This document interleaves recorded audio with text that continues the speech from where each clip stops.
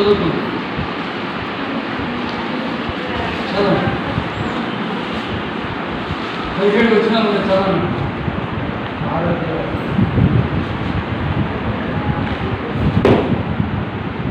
ఆ గొర్రెపిల్ల ఆ 7 ముద్రలలో మొదటి దానిని విప్పినప్పుడు నేను చూడగా ఆ 4 జీవులలో ఒకటి రమ్ము అని ఉరుము వంటి స్వర్గతో చెప్పుట వింటింది. మరియు నేను చూడగా ఇదిగో ఒక తెల్లని గుర్రము కనబడింది. దాని మీద ఒకడు విల్లు పట్టుకొని కూర్చుండి ఉండేది. అతనికి ఒక కిరీటం ఇవ్వబడింది. అతడు జయించుటకు బయలువెళ్ళింది. ఆయన 2వ ముద్రను విప్పినప్పుడు రమ్ము అని 2వ జీవి చెప్పుట వింటింది. అప్పుడు ఎర్రనిదైన వేరొక గుర్రము బయలువెళ్ళేది.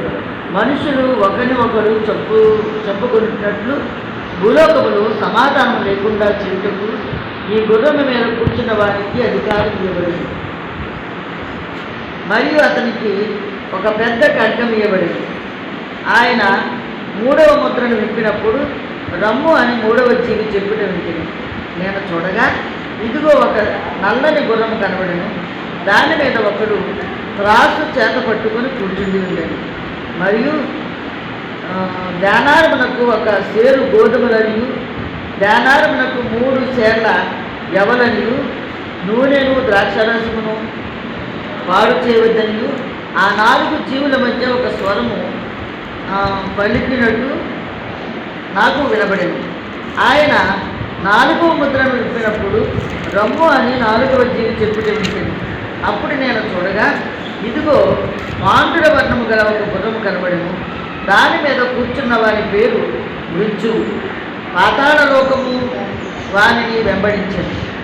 ఖడ్గము వలనను కరువు వలనను మరణము వలనను భూమిలో నుండి క్రూర మృగము వలనను భూనివాసులను చంపుటకు భూమి యొక్క 4వ భాగము పైన అధికారము వారికి ఇవ్వబడింది. మరియు ఆయన 5వ ముద్రను విప్పినప్పుడు దేవుని వాక్యము నిమిత్తమును తాను ఇచ్చిన సాక్ష్యము నిమిత్తమును వధింపబడిన వారి ఆత్మలను బలిపీఠము క్రింద చూచితిని. వారు నాగా సత్యస్వరూపి పరిశుద్ధుడా, ఎందాక తీర్పు తీర్చకయు మా రక్తము నిమిత్తము భూనివాసులను ప్రతిదండన చేయకయు ఉందు అని బిగ్గరగా కేకలు వేసి తెల్లని వస్త్రము వారిలో ప్రతి వారికి ఇయ్యబడెను. మరియు వారి వలనే చంపబడబో వారి సహదాసుల యొక్కయు సహోదరుల యొక్కయు లెక్క పూర్తి అయ్యే వరకు ఇంకా కొంచెం కాలము విశ్రమింపబడినని వారితో చెప్పబడింది. ఆయన 6వ ముద్రను విప్పినప్పుడు నేను చూడగా పెద్ద భూకంపము కలిగింది. సూర్యుడు కంబడి వలె నలుపాయను, చంద్రబింబమంతయు రక్తవర్ణమాయను. పెద్ద గాలి చేత ఊగులాడు అంజూరపు చెట్టు నుండి ఆకారపు కాయలు రాలినట్లు ఆకాశ నక్షత్రములు భూమి మీద రాలిను. మరియు ఆకాశ మండలము చుట్టబడిన గ్రంథము వలె తొలగిపోయాయి. ప్రతి కొండయు ప్రతి ద్వీపమును వాటి స్థానములు తప్పెను. భూరాజులను గనులను సహస్రాధిపతులను ధనికులను వరిష్ఠులను ప్రతి దాసులను ప్రతి స్వతంత్రులను కొండ గుహలలోను బండల సందులలోను దాచుకొని సింహాసనాసీనుడైన వారి యొక్కయు గొర్రెపిల్ల యొక్కయు ఉగ్రత మహాదినం వచ్చెను. దానికి తాళజాలిన వాడెవడు? మీరు మా మీద పడి ఆయన సన్నిధికి గొర్రెపిల్ల ఉగ్రతకును మమ్మును మలుగు చేయడి అని పర్వతములతోనూ బండలతోనూ చెప్పుచున్నారు.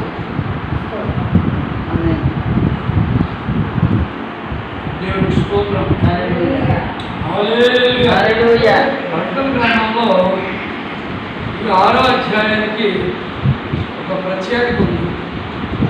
అదేంటని మనం ఆలోచన చేసినప్పుడు దేవుడు సృష్టిలో జరగబోయే వాటిని దేవుని సేవకుడైన దేవుని ప్రతినిధి ఆయనే యోహాను గారు. యోహాను గారి గురించి దేవుడు అద్భుతమైన విషయాలు తెలియజేశాడు. ఈ యోహాను గారు దేవుని గురించిన స్వార్థ ప్రకటిస్తూ ఉంటే ఇతను ఇలా స్వార్థ చేయకూడదని పద్మసు అనే ద్వీపంలోకి తీసుకెళ్ళి పడేశారు. ద్వీపం అనగా చుట్టూ సముద్రం ఉంటుంది, పైన ఒక కొంత భూమి ఉంటుంది అంతే. వారికి ఏమీ ఇవ్వరు, అక్కడ శ్రమ అనుభవించాలి, ఆకులు ఆవులను తింటూ పోషింపబడాలి. అతడు దేవుడి సువార్త ప్రకటిస్తున్నాడని తీసుకెళ్లి పద్మసు ద్వీపంలో పడేసినప్పుడు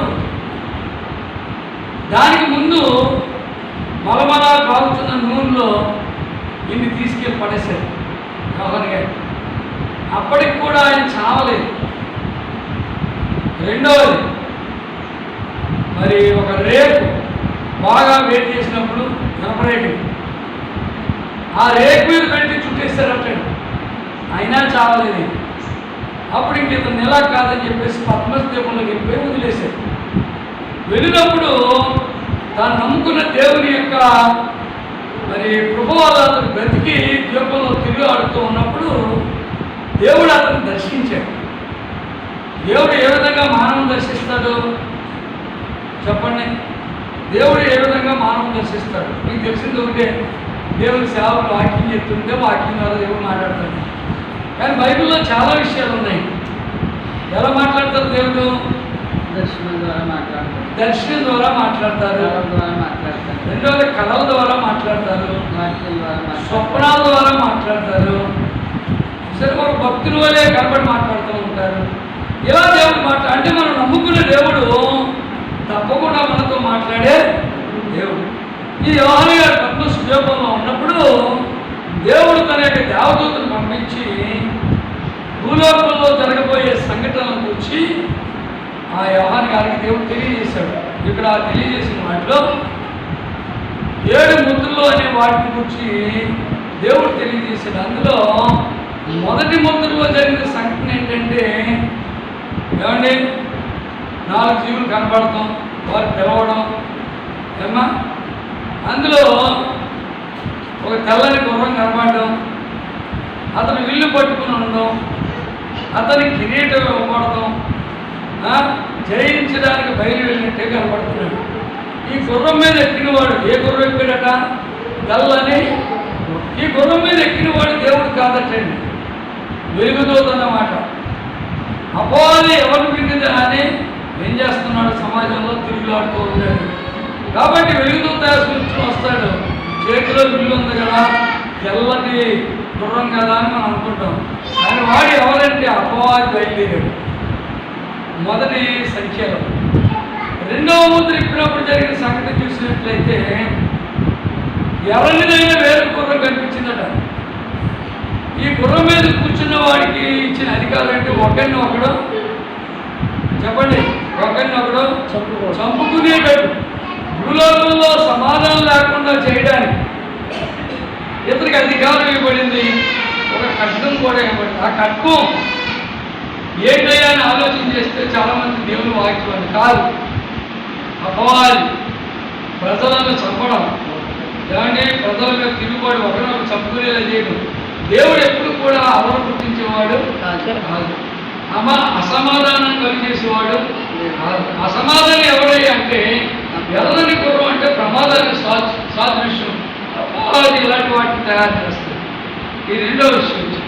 మూడో విషయంలోకి వచ్చినప్పుడు మూడవ ముద్ర ఇచ్చినప్పుడు ఏం జరిగిందట? నేను కూడా ఇదిగో ఒక నల్లని గుర్రం కనపడ్డాడు. ఏ గుర్రం? ముందేమో తెలుపు, రెండోది ఏంటి? ఎరుపు, మూడోది ఏంటమ్మా? నలుపు. నలుపు దేనికి సదృశ్యం అంటారా? నలుపు అమ్మా, నలుపు దేనికి సదృశ్యం? చీకటికి సదృశ్యం నలుపు. కాబట్టి అపవాది సమాజంలో చీకటిని కలుగు చేసే విధానంలో ఉంటుందంటే నల్లని గుర్రం బయలుదేరి ఏం చేస్తుంది? ఈ నల్లని గుర్రం చేసే పని అతని చేతిలో క్రాస్ ఉందండి. క్రాస్ ఉంది. నేటి పరిపాలనా విధానాలు కూడా అలాగే ఉన్నాయి. నేనే న్యాయ పరిపాలన చేస్తాను, అందరికీ సాయం చేస్తాను, ఏమా మా దగ్గర న్యాయం ఉంది, అందరూ సమానమే, అన్ని తగిన వాళ్ళకి సాయం చేస్తామని అపోహలు బయలుదేరి నల్లని గుర్రం. ఈ నల్లని గుర్రం చేసే పని ఏంటని మనం ఆలోచన చేస్తే చేతిలో తక్కువ ఉందటండి, కోపం ఉంది.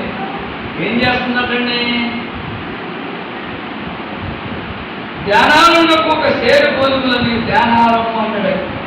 ధ్యానాలు అంటేనట ₹10 అటండి. అమ్మా ఉన్నాయి ₹10 చెప్పండిరా. ₹10కి సేరు ఏంటంట? సేరు ఎవరా? గోధుమల గోధుమలు 3 సేర్లు ఎవరు? ధనారంలో ₹10కి 3 సేర్లు అంటే సేరంటే ఎంత? కేజీ అంటే 3 కేజీలు ₹10. 3 కేజీలు గోధుమ ఎంత? సేరు 1 కేజీ గోధుమ ఎంతకి? ₹10. ఇందాక కూడా ఎవరికైనా క్లస్టర్లో పెట్టాడు మన ఈ వాటితో అయితే వాలంటీర్ గారు ఎప్పుడు ₹17 అంటే 16 కేజీ. కందిపప్పు ఎంత?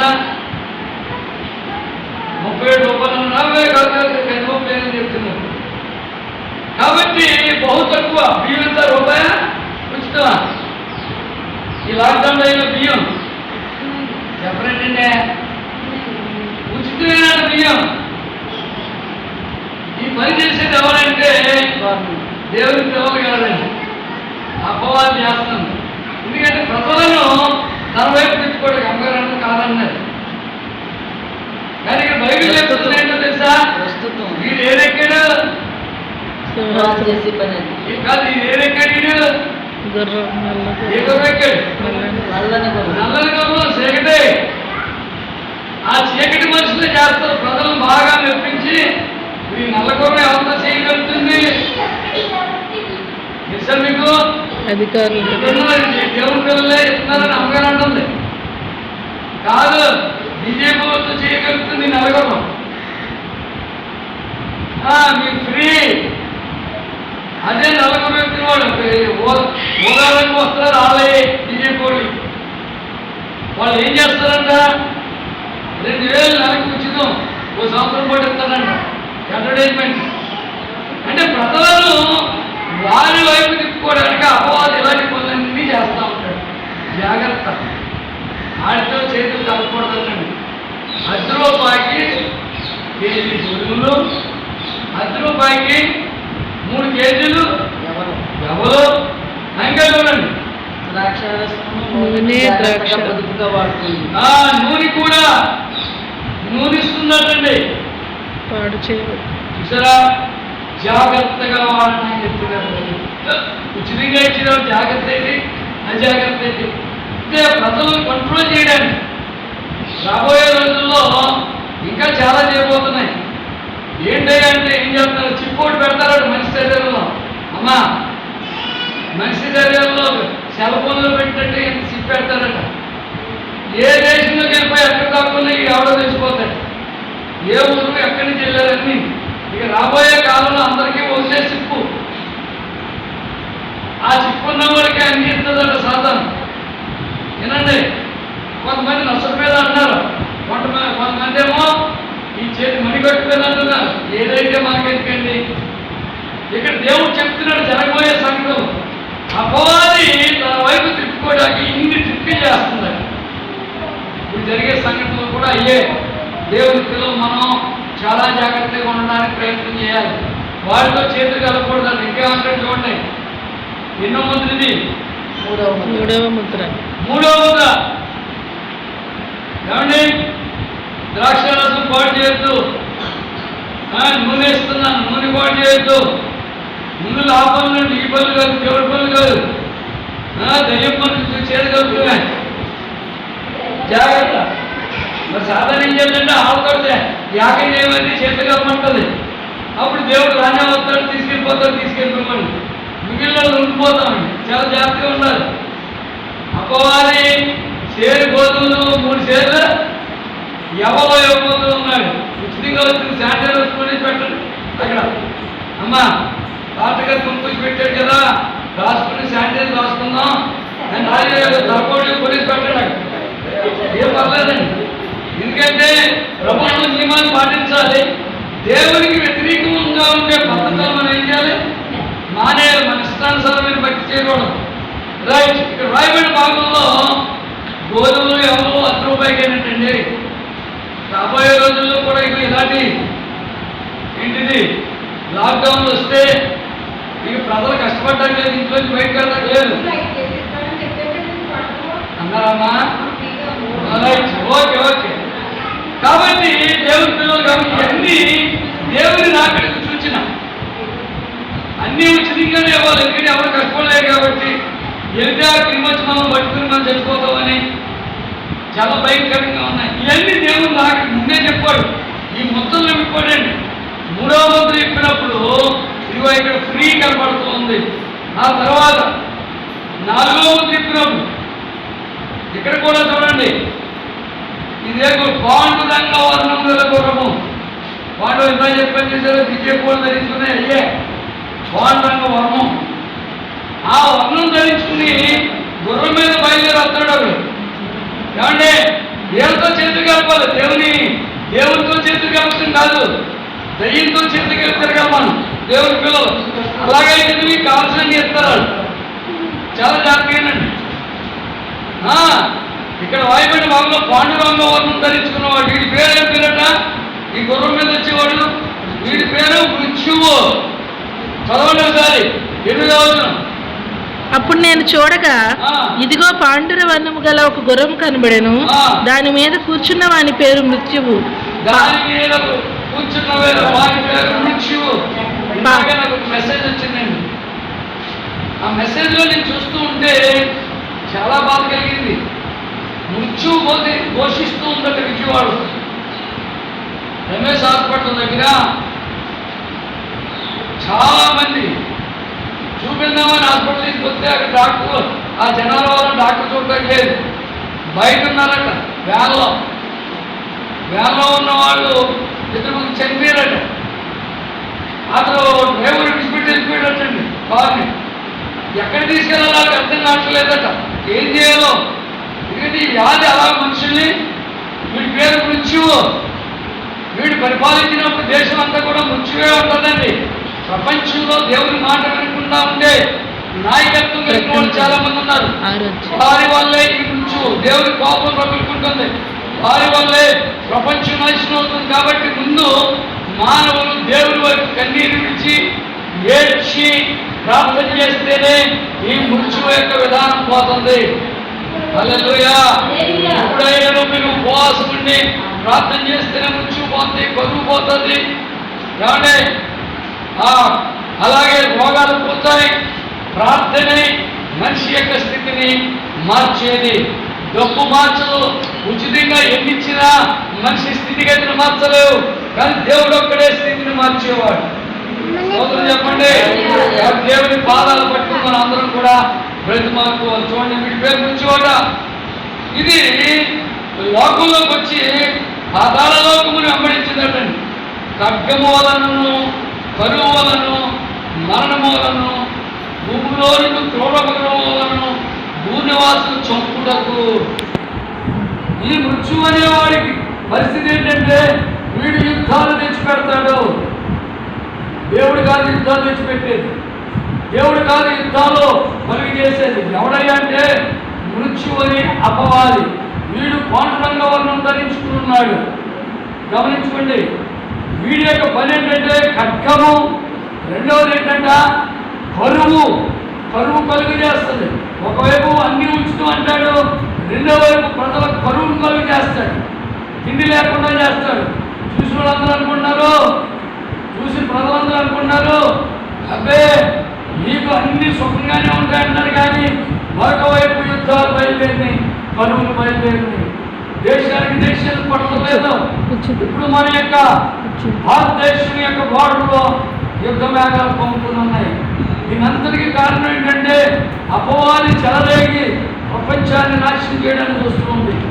దేవుని పిల్లలైన మనం ప్రార్థించడం ద్వారా పరిస్థితులు మారుతాయి. దేవుని స్తోత్రం.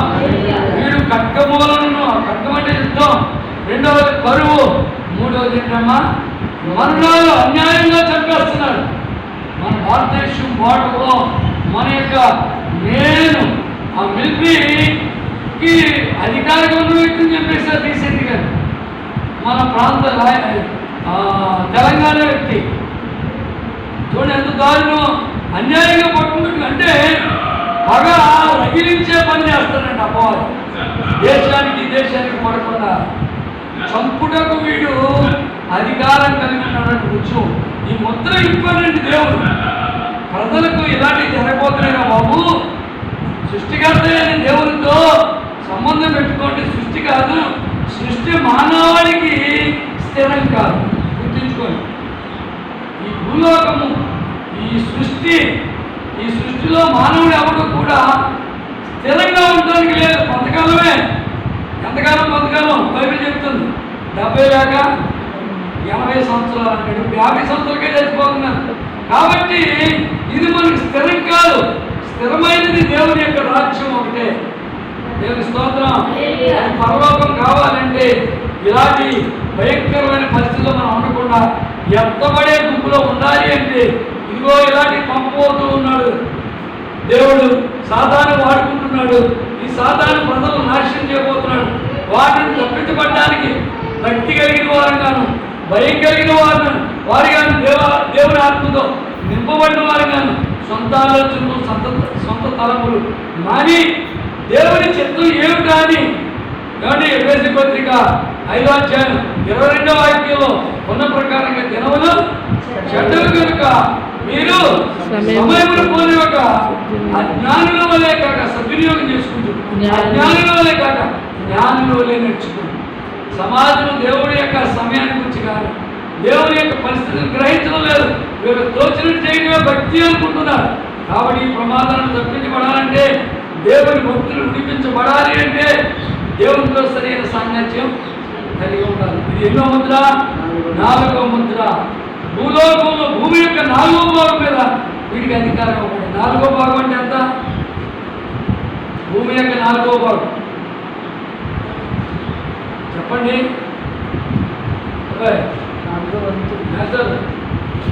భూమి మీద 4వ భాగం అంటే పావంతు అధికారం. ప్రపంచంలో 4 వంతులు ఉంటే 1 వంతు ఈ మృత్యువుకి అధికారం. అంటే ఇప్పుడు చావు మరణాల గురించి ఒకసారి మనం ఆలోచన చేస్తే 1 కోటి మంది పైన చనిపోయారు. ప్రపంచ జనాభా అంతా చెప్పండి. భారతదేశ జనాభా అంతా చెప్పండి. భారతదేశ జనాభా 2 కోట్లు. 120 కోట్లు శాతం అన్నారు.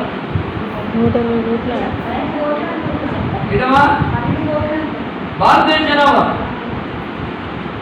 మరి ఆంధ్రప్రదేశ్ జనాభా ఎంత?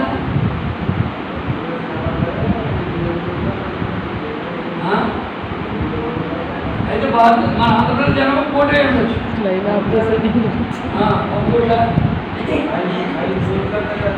5 కోట్లు మన ఆంధ్రప్రదేశ్. అంటే ప్రపంచ మన భారతదేశ జనాభా 1,20,00,000 వరకు అనుకున్నాం. 100 కోట్ల 120 కోట్లు. రైట్, మంచిది. ఏదేమైనా కానీ దీనికి అధికారం ఎవరి మీద ఉందంట? 100 కోట్లలో 25 కోట్ల మీద అధికారం ఉంది సుమారు. అంటే 30 కోట్ల మీద. అంటే భారతదేశంలో 30 కోట్లు అపవాద చేతికి అప్పగించబడుతున్నారు. మృత్యువు చేతిలో ఉన్నటువంటి 30 కోట్లు. 4వ భాగం అంటే ప్రపంచంలో 4వ భాగం. కాబట్టి ఈ మృత్యువు అనేవాడు తాండవిస్తూ ఉన్నాడు, భారతదేశంలోనే కాదు ప్రపంచంలో. రైట్, ఇది జరగబోయే సమయం ముందే బైబిల్లో రాయబడి ఉంది.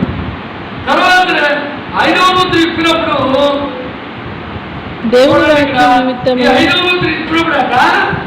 కొన్ని ప్రత్యేకమైన విషయాలు కనబడుతున్నాయి. ఏంటయ్యి 9వ వచనం? దేవుని వాక్యము నిమిత్తమును తాము ఇచ్చిన సాక్ష్యము నిమిత్తము వధింపబడిన వారి ఆత్మలను. దేవుని కొరకు హతసాక్షులైన వారు. నేను చదువుతూ ఉన్నప్పుడు హతసాక్షి బుక్ చదివినప్పుడు సుమారుగా 20 లక్షల మంది హతసాక్షులు అయిపోయారని ఆ హిస్టారికల్ బుక్లో నేను స్టడీ చేశాను. ఎంతమంది 20 లక్షలు. ఇప్పుడు ఎంతమంది ఉంటారో ఆలోచించుకోండి. దేవుని కొరకు హతసాక్షి అయిన వారు, వారి ఆత్మలు మాత్రం శరీరాలు హతసాక్ష్యం చేయబడ్డాయి, కానీ ఆత్మలు అట్లా దేవుని సింహాసనం క్రింద ఉన్నాయి. బలిపీఠము క్రింద బలిపీఠం క్రింద. దేవుని స్తోత్రం. ఆ ఆత్మలు దేవునికి ప్రార్థన చేస్తున్నాయి అంటున్నారా? సత్యస్వరూపి పరిశుద్ధుడా, ఎందాక తీర్పు తీర్చకయు మా రక్తము నిమిత్తము. కొంతమంది అంటారు కదా, కష్టాలు వచ్చినప్పుడు, బాధలు వచ్చినప్పుడు దేవుడు ఆ శత్రువులకి, ఆ విరోధికి ఎప్పుడు దేవుడు తీర్పుతాడు? మేము ఇంకా ఎప్పుడు కష్టాలే పడాలా? దేవుడి పిల్లలు ఎలా బాధపడుతూ ఉంటాం. దేవుని సింహాసనం కింద కూర్చొని కూడా అదే అన్నారు, ఎంతకాలం ఉండాలి అంటే దేవుడికి అంటున్నాడు, ఇంకా కొంతమంది నా కొరకు హతసాక్షి అవ్వాలి. హల్లెలూయా. ఇంకా కొంతమంది దేవుని కొరకు ఏమవ్వాలి? లెక్క పూర్తి అగు వరకు ఇంకా కొంచెం కాలం. మీరు అలా ఉన్నాడు, ప్రార్థన చేయండి. విశ్రాంతి తీసుకున్నాం. చంపబడబో వారి యొక్క సహదాసుల యొక్క సహోదరుల యొక్క లెక్క పూర్తి వరకు ఇంకా కొంచెం కావలసిన పోలని వారితో చెప్పబడింది. దేవుని కొరకు ప్రపంచంలో అనేక మంది హతసాక్షులు అవుతున్నారు. శత్రువులైన వారు, మృత్యు అనేవాడు దేవుని పిల్లలైన వారితో ఆడుకుంటున్నాడు.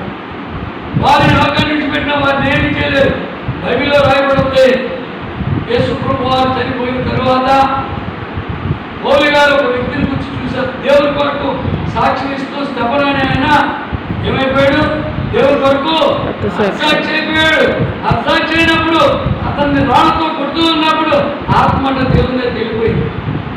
శరీరం మిగిలింది. పరలోక తెరవబడతాం, దేవుని దర్శనం చూడటం, శరీరాన్ని కొట్టారట. దేవుని పిల్లలు మనకు కూడా ఒకవేళ దేవుని కొరకు అలాంటి పరిస్థితులు ఏర్పడితే ఆ దెబ్బలు మనకు తగలండి. ఎందుకంటే ఆత్మ దేవుని దగ్గరికి, ఆత్మలో ఈ యొక్క ప్రాణం ఉంటేనే ఆ బాధ తెలుస్తుంది. కానీ దేవుడు దయచేసి దేవుని దగ్గరికి వెళ్తే శరీరానికి ఏమి హతసాక్షి అయిపోయాడు. అలాంటి వారు కూడా ఇంకా ఉన్నారట. వారందరూ కూడా దేవుని కొరకు, ఎందుకంటే సమాజంలో ఉన్న ప్రపంచంలో ఇంకా కొన్ని లక్షల మంది దేవుని తెలుసుకోవాలి. అందుకే ఇంకా పూర్తవలేదు. బావంతేమో మృత్యు చేతిలో ఉన్నారు, ఇంకా 3 వద్దులు ఉన్నారు. వాళ్ళు రక్షింపబడాలి అంటే వాళ్ళందరి కొరకు దేవుని పిల్లలైన వారు హతసాక్షులు అవ్వాలి. అలాగే దేవుని పిల్లలను మనం ఆయన నమ్ముకున్న వారు ఆయన కొరకు సాక్షులుగా జీవించాలి. ఇంకా కొంతమంది రక్షింపబడాలి. ఈ పరిస్థితులు చూసి మనం అక్కడిపోకూడదు, దేవుని సన్నిధిని నెగ్గొట్టకూడదు, దేవుని సహవాసం వదలకూడదు. ఎందుకంటే కష్టాలు అనేవి మనిషి వస్తాయి కానీ మానవ రావటం కదా. అలాగే మానవులైన మనం దేవుని పిల్లలుగా బ్రతుకుతూ దేవుడు పిలిచినప్పుడు ఎప్పుడూ సిద్ధంగా ఉండాలి. ఆ కష్టాల్లో సైతం అనేక మంది ప్రభువుని తెలుసుకునేలాగా దేవుని సువార్త వాళ్ళకి ఏం చేయాలి? మనం ప్రకటన చేయాలి. మృత్యువును సైతం జయించే శక్తి దేవుని పిల్లలు దేవుడు ఇస్తాడు. మనం ఎదురు చూడాలి. చివరిగా 6వ ముద్ర. ప్రస్తుతం హతసాక్షులు అయిపోయిన వారి ఆత్మట రెస్ట్ పీరియడ్లో ఉన్నారట. ఏ పీరియడ్లో ఉన్నారు? విశ్రాంతి తీసుకుంటున్నాం. రాగొచ్చినట్ట రెస్ట్లో ఉండాలట. ఈ రెస్ట్ నిగ్రహం కాదు. కరోనా వచ్చిన వాళ్ళు 14 రోజులు క్వారంటైన్లో ఉండాలి. మంచిదే, ముందు బాగుపడవుతారు. కానీ అసలైంది అది కాదు. దేవుని కొరకు హతసాక్షులైన వారి ఆత్మ రెస్ట్ ప్లేస్కి వెళ్ళిపోతాడు. అక్కడ ఆకలి తప్పకూడదు, దేవునికి ఉండే అవకాశం ఉంటుంది. దేవునికి స్తోత్రం. అది రెస్ట్ ప్లేస్. అక్కడ ఏమైనా రాబడి ఉంది? కొంచెం కాలం విశ్రాంతి వారితో విశ్రాంతి అయిపోయాక దేవుడి దగ్గరికి వారికి తిరుగుతారు. స్తోత్రం చెప్పండి. కాబట్టి మనం రక్షించుకోవాలి, ఇతరులే రక్షించబడేలా మనం సాక్షి. అమ్మో ఇంకా అర్థం వచ్చిందన్న, దేవుడు ఎక్కడ ఉన్నాడు అనద్దు. దేవుడు ఉన్నాడు కాబట్టి మనం బతుకున్నాం. దేవుడు ఉన్నాడు కాబట్టి ప్రపంచం ఇంకా మిగిలింది. దేవుడు లేకపోతే ఎప్పుడో మింగేసి మృత్యు కొంత అధికారం ఇచ్చాడంటే. 10వ అధ్యాయంలో అక్కడ రాయబడింది ఒకటి, ఒక మిడత కుడితేనట తేలు కుట్టే 6 నెలలు బాధపడతాడన్నాడు. దానికి అవకాశం 6 నెలలే ఇచ్చాడు. ఈ మృత్యువు కూడా కొంతకాలమే ఇచ్చాడు. అందరినీ చంపే హక్కు మృత్యువుకి, పుట్టిన తర్వాత బాధ పెట్టే హక్కు 6 నెలలే. అసలైన కాలం రోజు ఉంది. దేవుని బిడ్డలో రక్షింపబడితే దేవునితో ఆనందిస్తారు. లేకపోతే దివారాత్రము బాధపడే చోటు ఒకటి ఉంది. అదే ఏంటి? నరకం. అగ్ని ఆరదు, ఆత్మ చావదు. తరతరంలో అక్కడ అగ్నిగుండంలో బాధపడాలి. అది లేకుండా ఉండాలంటే మనం రక్షింపబడాలి, మిగిలిన వారు కూడా రక్షింపబడేటట్టుగా చేయాలి. చివరిగా 6వ ముద్ర, 7వ ముద్ర తర్వాత చెప్పుకున్నాం, ఇందులో లేదు. 6వ ముద్రలో రాయబడి ఉంది. భూకంపం కలిగాను. ఏం జరిగింది? 6వ ముద్ర చూడగా పెద్ద భూకంపం కలిగింది. చూడమ్మా, ఏం కలిగింది? భూకంపం. ఈ మధ్యన భూకంపం ఎక్కడైనా వచ్చిందా? ఎవరికైనా తెలుసా? ఎక్కడొచ్చింది చెప్పడమ్మా, ఎక్కడొచ్చింది చెప్పండి. అవి మనకెందుకంటే మన పనులు మనకి ఎక్కడొచ్చింది చెప్పండి. ఏంటమ్మా నాకు వినపడాలి. భూకంపం ఈ మధ్యన వచ్చింది, మన భారతదేశంలో వచ్చిందా? చెప్పరండి, వచ్చింది. ఎక్కడ వచ్చింది? ఏంటి నాకు వినపడతలేదు. ఎక్కడ వచ్చింది? వచ్చిందన్నారు కానీ తెలియలేదట. అంటే ఏమన్నా ఖర్చు వస్తుంది, ఆగండి, ఏమన్నా ఖర్చు వస్తుంది, గవర్నమెంట్ ఫ్రీగా ఇచ్చేస్తారు డబ్బులు. అది ఎక్కడ వచ్చేస్తున్నాయో తెలుస్తాయి. ఈ మాత్రం తెలీదు. ఢిల్లీలో అప్పుడే 65 సార్లు వచ్చింది భూకంపం. అమ్మా రాబోయే భూకంపం వస్తే నడిపించేస్తే ఆనందంగా వెళ్ళిపోతాయి మనుషులందరూ. అలాంటి వాటిలో నుండి శరీరం మునిగిపోయినా పర్లేదు, ఆత్మ మాత్రం దేవుని రాజ్యానికి వెళ్ళాలి. వెళ్ళాలి అంటే దేవుని బిడ్డగా బతకాలి. ఇక్కడ 6వ ముద్ర, 6వ గురం ఎలా ఉంది?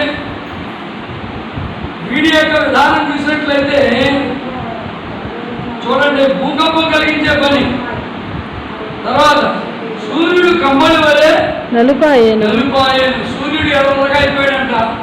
నలుపాయను. ఏమైపోయాడు? చంద్రుడు రక్తవర్ణమాయను. ఏనయ్యిందా ఈ మధ్యన ఎక్కడన్నాను? మాట్లాడుతున్నాను మేమండి. చంద్రుడు ఏమైనా తేడా వచ్చాడా? సూర్యుడు ఏమైనా తేడా వచ్చాడా? గ్రహణం తీసుకోవాలి.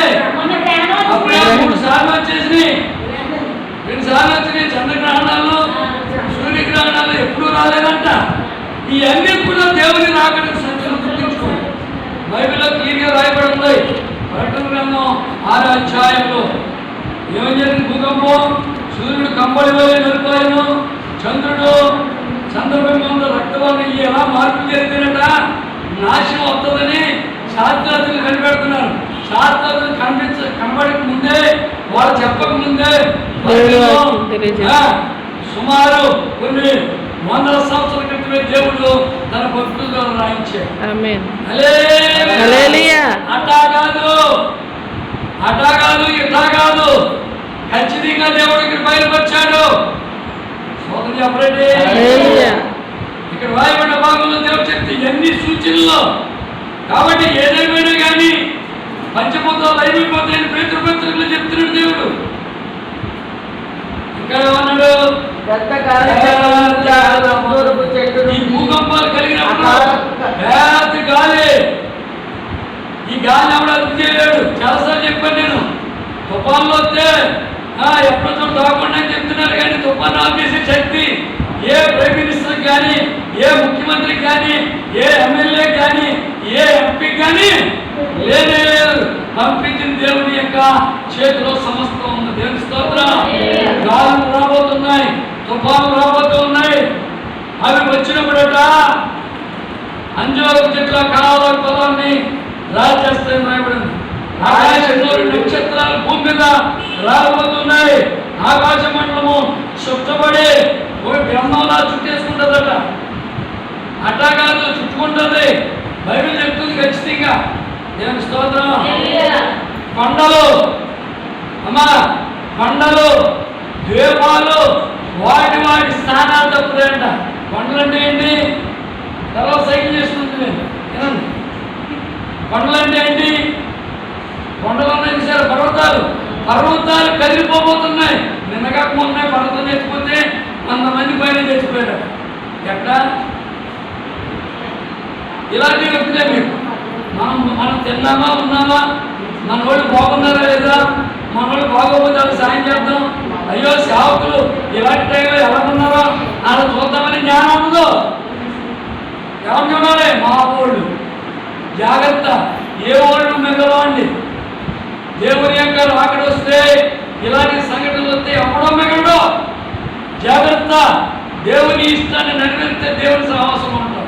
చూడండి, ఇక్కడ రాయబడిన భాగంలో భూమి మీద పరిస్థితి ఏమవుతుంది అంటే, ఏమండి, తారుమారు జరుగుతుంది. చెట్లు అకాల పొలాలు, గాలి, అలాగే పర్వతాలు కదిలిపోతున్నాయి.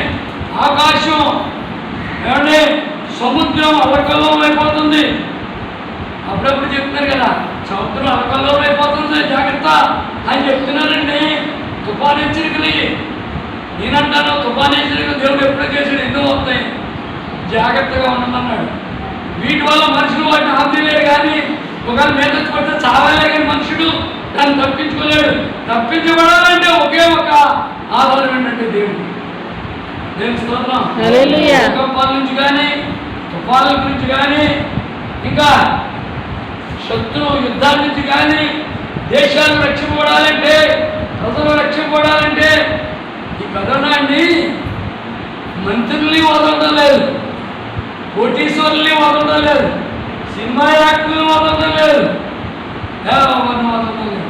ఇదంతా దేవుని యొక్క భయం లేకపోతే వచ్చే పరిస్థితులు ఇవే.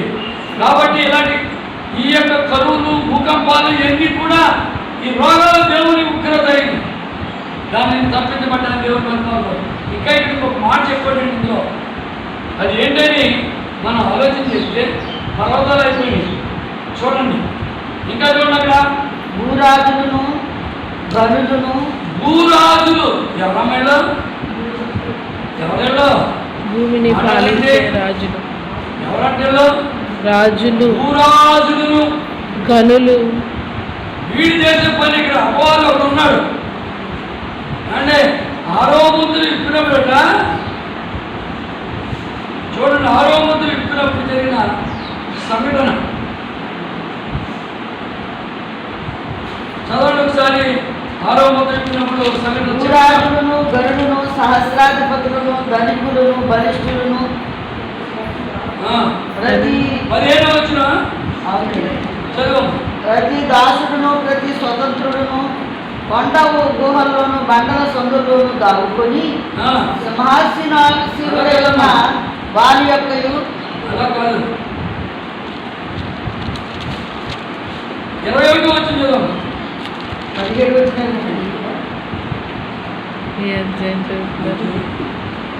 6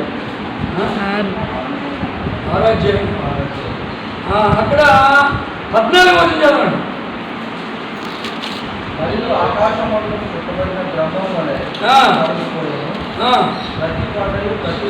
ప్రతి కొండయు ప్రతి ద్వీపం వాటి వాటి స్థానంలో తప్పెను. భూరాజులను, గరులను, సహస్రాధిపతులు, ధనికులు, బలిష్ఠులు, ప్రతి దాసుడు, ప్రతి స్వతంత్రుడు పండగలో పండ సందులో దాగుకుని చాలా జాగ్రత్తగా వెళ్ళాలండి.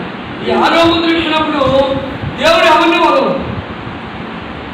భూరాజులు కానీ, గనులు కానీ, సహస్రాధిపతులు కానీ, ధనికులు కానీ, బలిష్ఠులు కానీ, ప్రతి దాసుడు కూడా వచ్చిన ఉపద్రవం నుండి తప్పించుకునే అవకాశం. వీళ్ళు ఇల్లంటే ఎక్కడ దాక్కుంటారట? గుహల్లో దాక్కుంటారట. సింహాసనాసీనుడైన గొర్రెపిల్ల యొక్క ఉగ్రతా దినము వచ్చెను, దానికి తాళదాని వాడు ఎవడు? సింహాసనాసీనుడైన వాడు ఎవరంటే దేవుడు. దాని స్తోత్రం. ఆయన ఎదుట ఏ మనుషుడు కూడా, ఆయనే గొర్రెపిల్ల, ఈ లోకానికి వచ్చిన యేసుప్రభువు. దేవుని స్తోత్రం. హల్లెలూయా. ఆయన ఉగ్రతా దినములు ఇవన్నీ జరుగుతాయి. కాబట్టి ఎవరు తప్పించుకోవడానికి అవకాశాలు లేవు. కాబట్టి దేవుని పిల్లలైన వారు చేయవలసిన పని ఏంటంటే, అపవాది చేతిలో మంచి పెట్టకుండా దేవుని మాట వింటూ వాక్యానుసారంగా మనం సాగిపోతే తప్పించబడి సువాసనాశీలైన ఆయన సరికి మనం వెళ్ళడం. దాని కొరకే దేవుని పిల్లలకి మనం సిద్ధపడాలి. ఈ యొక్క రోగాలు ఇవి వచ్చే ఇవన్నీ కూడా దేవుని యొక్క రాకడకు సాదృశ్యం. దాని కొరకు సిద్ధపడి ఉండాలని ప్రభు పేరట సేవకునిగా బోధిస్తుంది. దేవుడు తన మాటలో మన వీరిలో దీవించును కాక. ఆమేన్. ఆమేన్ చెప్పండి. అభిషేక్ ప్రార్థన చేయండి.